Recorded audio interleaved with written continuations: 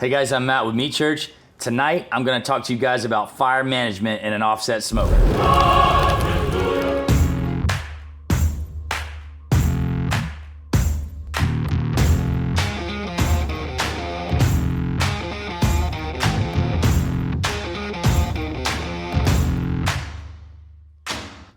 First off, obviously you want to start with dry seasoned wood. You don't want to run green wood in a smoker, meaning you don't want to cut a tree down, split it, and try to run that in your fire. It's going to have way too much moisture in it. So let's talk about the size of wood and kind of the configuration in an offset smoker. Not all splits of wood are created equal. You want to make sure you've got the proper size for your offset. So behind me is a backyard model offset. I've got larger offsets as well, and so you want to have wood that will match that. So for a backyard smoker, you're going to want smaller splits such as this, and that's so that they can catch quicker, they react a little faster, and ultimately, if they're not huge like this, they won't burn too hot. So with a large stick like this, let's say that we've got a really nice even fire burning in our smoker. If we throw a big log on, it may take a while to catch, which may drop the temperature of your smoker, and by the time it does catch, it may end up igniting a really big flame because of how big this wood is, and you'll end up running too hot of a fire. So you want to be nice and consistent. So let's talk about the configuration of your logs in your firebox, and this is what I like to set up. There's a few things you need to keep in mind. So your air is going to flow in between the logs. You don't want to spread these out too wide, or it's going to be harder to ignite and maintain a fire.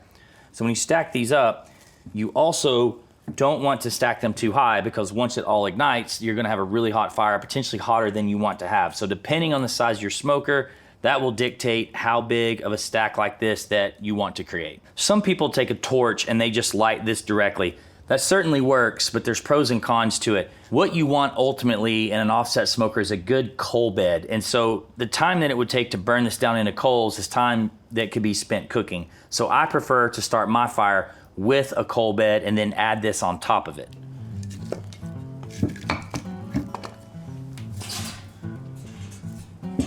Let's talk about lighting that coal bed. You've got a lot of options. You can use little fire starters like this. This is the slowest method to start, but if you got all kinds of time, you can bury these in your lump charcoal, light them, and ultimately it will all ignite. Alternatively, you can use a charcoal chimney. You could fill this up with charcoal, you could put these tumbleweeds in it, you could light this, and you could dump this directly into your smoker. What I like to do, honestly, the quickest method, I like to use a torch because I could ignite that charcoal the quickest. I can get that big charcoal bed going, get a nice even heat, and then that coal bed is what will allow you to cook evenly throughout your cook and make nice quick adjustments to your fire. If you built a fire just out of these logs and you had a big, say, campfire like this, the big flames that are flicking off of this, yes, that's hot, but it's also a harsh fire that actually affects your barbecue. So you want to be able to burn it down to where you're just getting, again, that residual heat that comes off the coal bed.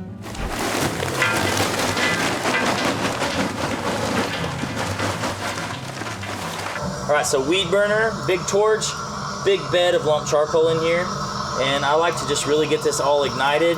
And this will just give us a great base with residual heat, and I'll put my log stacks on top of this. Now we've got this coal bed going.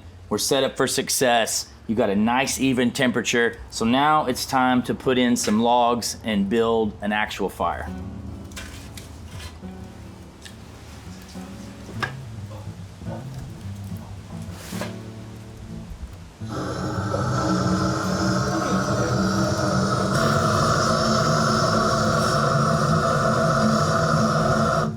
The orientation of the logs here is important, with these bottom two logs pointing this direction. That way, when your door is open, your airflow can flow between these logs. So as your heat and your smoke are drawing through the smoker, as you open the door, it will pull through here, basically this direction.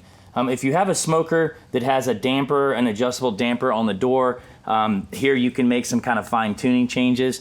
On this particular smoker, I have two methods to change the temperature. The door back here is what I call your big swooping changes. If your temperature is really low in your smoker, you're going to open your door to give it some oxygen. Maybe you're putting on a new log or not, help them catch and get a good fire.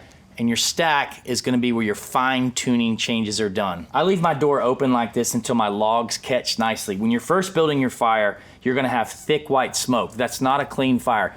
you want to let the fire build and burn for a while until that thick smoke burns off. If you don't, that's a dirty fire and there's a taste on that in your barbecue. If you eat barbecue with a dirty fire, you're actually gonna taste it on the roof of your mouth. So you wanna let this catch really nicely and let that thick white smoke burn off. That's best accomplished by giving the fire oxygen, leaving the door open.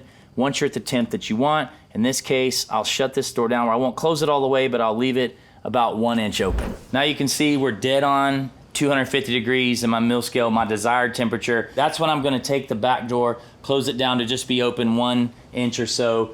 And then right here on the stack, I'm gonna stay about kind of in the middle, just a preference thing. So let's talk about our wood and what you do during the cook with your wood that's gonna go on next. You can take your wood and you can stick it directly on the firebox. The firebox is hot in this case, so it's warming up that wood. It helps drying it out.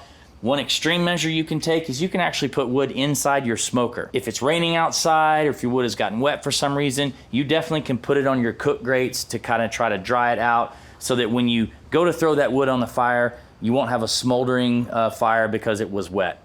And lastly, let's talk about temperature control throughout the duration of your cook. On the stack, this is where I'm gonna make my 10 to 15, maybe 20 degree changes.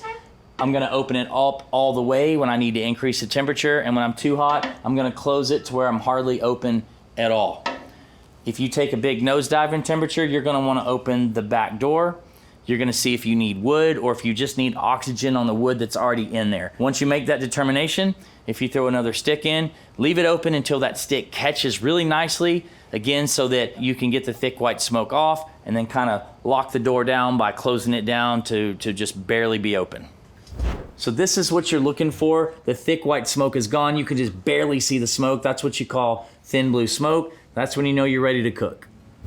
Appreciate you guys watching. I'm gonna drop this in our tips and tricks playlist. Let us know in the comments any other tips and trick type videos that you guys want to see. And if you like this, please like and subscribe, or don't. But at least go to meatchurch.com and buy some seasoning, because I got 4 kids.